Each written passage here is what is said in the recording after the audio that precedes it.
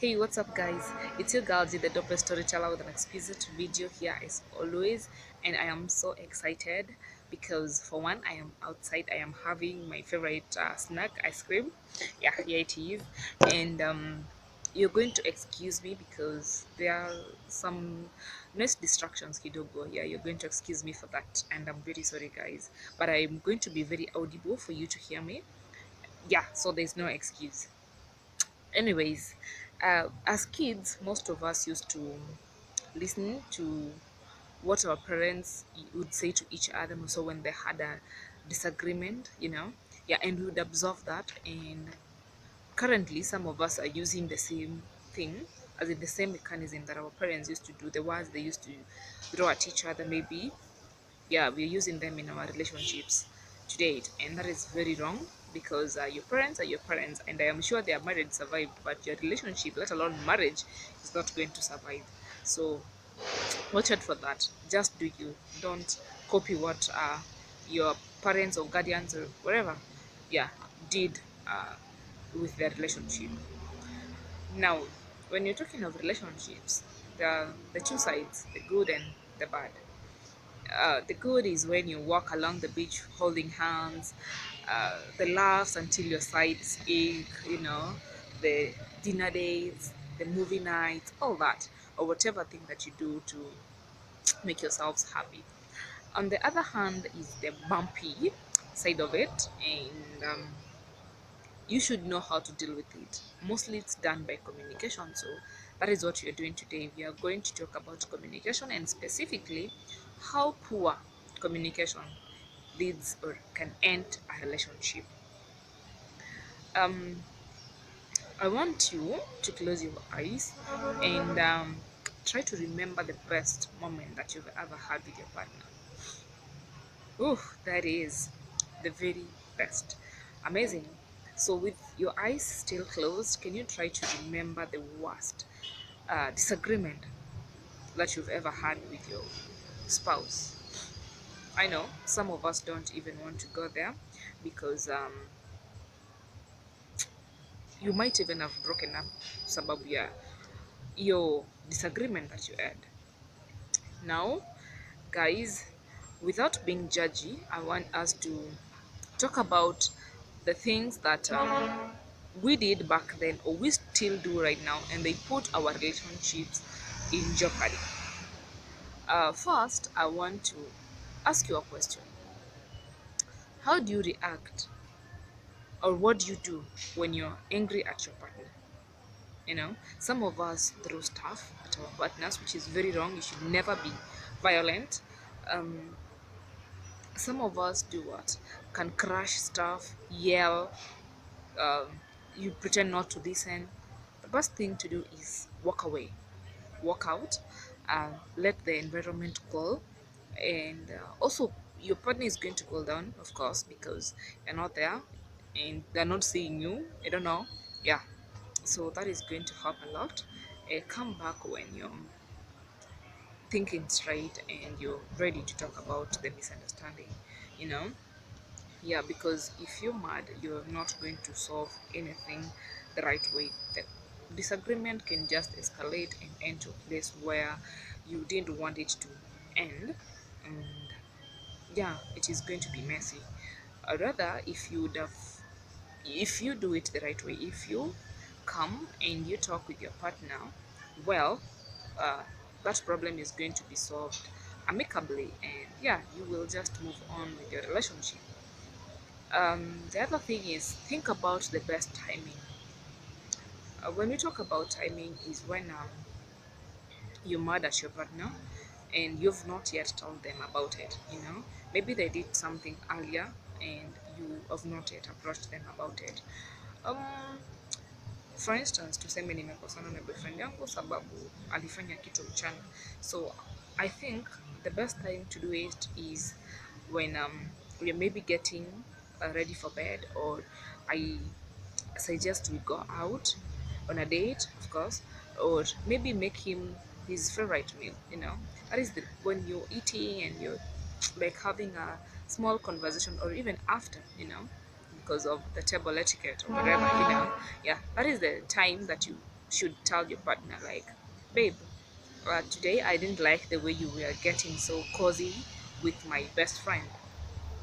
And of course, as a good partner is going to rephrase what you said. Ati umesema you didn't like the way I was being cozy with your friend.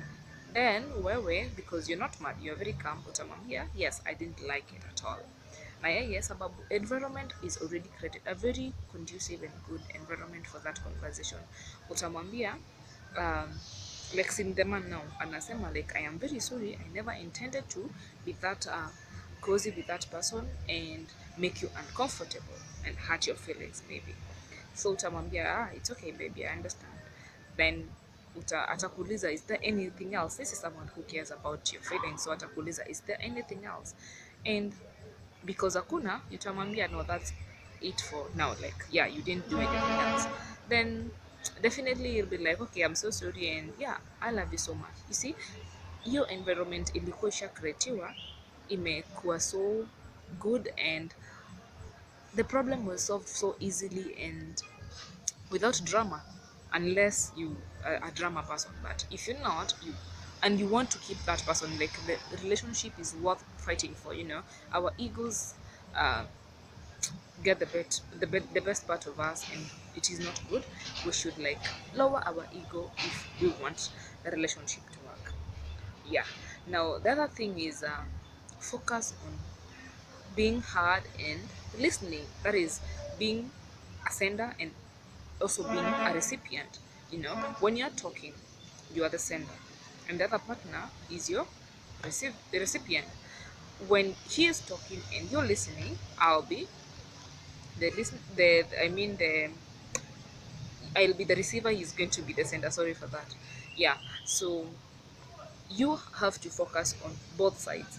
You don't have to be the one who is talking all the time. Ladies tend to do that a lot. I am sorry to say that because I am a lady and I kind of do that.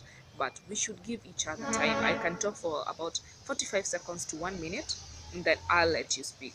You see, that way we won't be like throwing words to each other. And again, don't play the blame game at each other. Like, apana ni wewe ulifanya hivi, if it were not for you, we would not be here. You're the one who is causing all this. No, no, no, no. Don't do that with your partner. Yeah, give them time to talk, and when you're listening, be attentive. Usiku umenyamaza, you're listening and then you're not like hearing what they're saying, you're out of like concentration. That is also very wrong.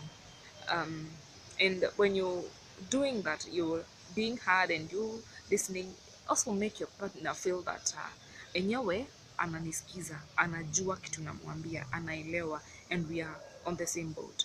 Si ati umenyamaza tu lakini you are not on the same boat. You will still go back to kitu yenye mlikuwa mshasolve, wewe unarudi tena nyuma. No, please be a good listener.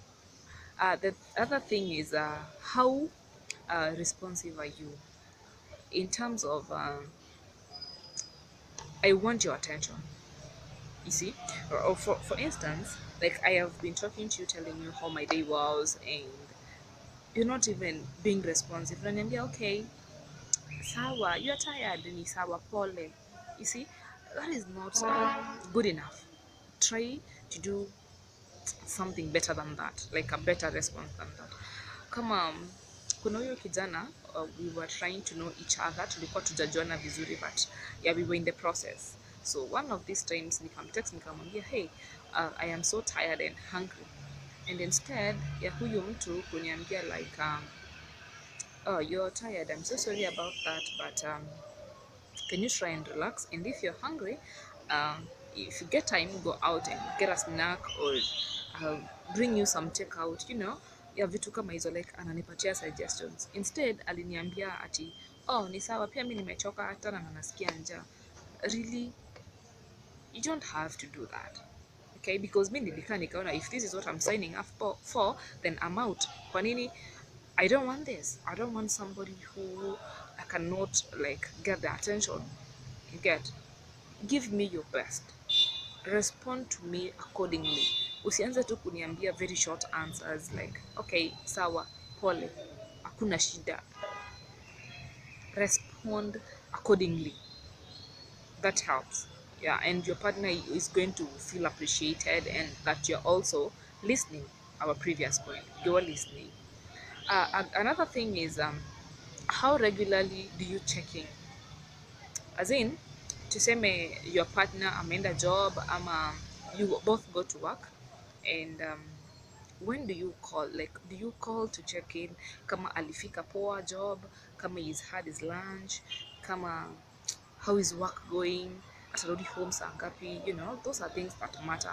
Most of us, mtu akitoka ametoka, you assume that they're fine and you don't do nothing about it.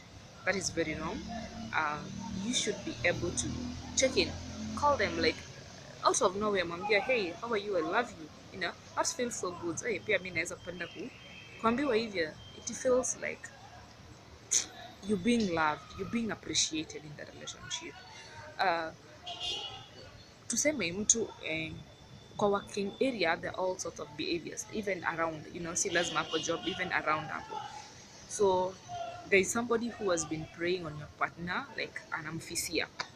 You know, if you kind of check in regularly, unampigia simu, unamtumia ka love message, you know, this person is so hard to be distracted, so ata fall for that trap.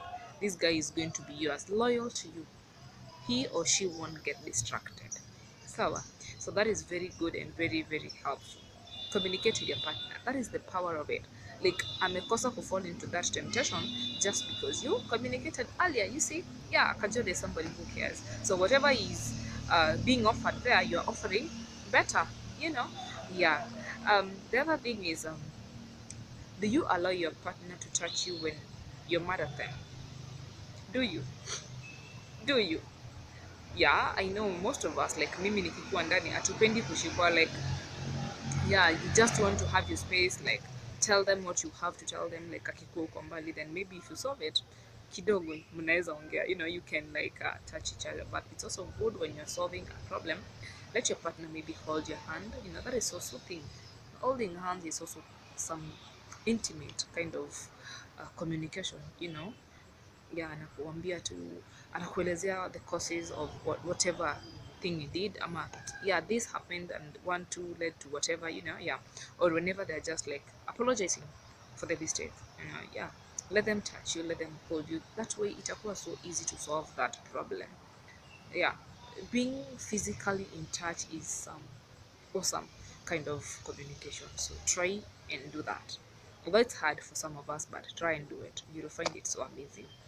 The other thing is, for how long do you prolong your anchor or your disagreement or your problem? You know, I would tell you, don't go to bed without solving your problem, because if you do, oh zamani, um it won't be good on the following day. Like una hold your kitu kwa roho yako, and definitely you're not going to do some things for this person, like is your spouse or she's your spouse, and you're mad at them na mpaka mmelala. Definitely you're not even going to give them the conjugal rights because umewajamia. No, most men tend to like get get over things very fast, but madam, tunatrying ku hold on, like unashinda umerepeat the same thing, yani unaongea ongea tu vitu hapo twenye atueleweki. You don't want to come out clean. No, come out clean, mwambie ulifanya hivi na hivi, don't hold on to it. And then if you forgive someone, please forgive them for real. Si ati umemsamea and then all of as in from nowhere tu kidogo kidogo amefanya another different mistake, you bring up the previous. That is also wrong.